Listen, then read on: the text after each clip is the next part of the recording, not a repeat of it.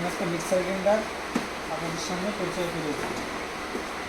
Mixer grinder যার 1 2 3 4 চারটা jar. এটা হলো পেস্ট জার, মানে ভিজা মশলা করা। এটা 1000 ওয়াটের মেশিন। তখন যে জারটা প্রয়োজন সেটা ইউজ করতে হবে। আর এটা হচ্ছে শুকনো মশলার জার। এটা হচ্ছে চালের গুঁড়া, মাংসের কিমা, যে কোনো ধরনের পেস্ট করার জন্য এটা ব্যবহার করা হবে।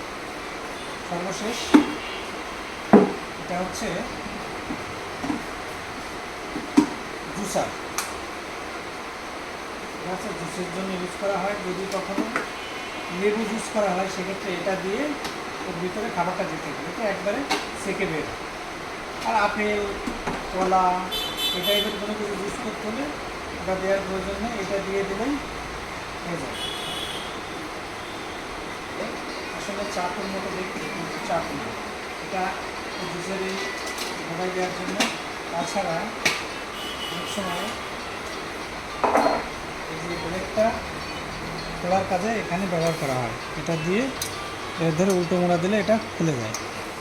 এটা অনেক কাজে ব্যবহার করা হয়। এই হলো জুসার মিক্সার গ্রাইন্ডার।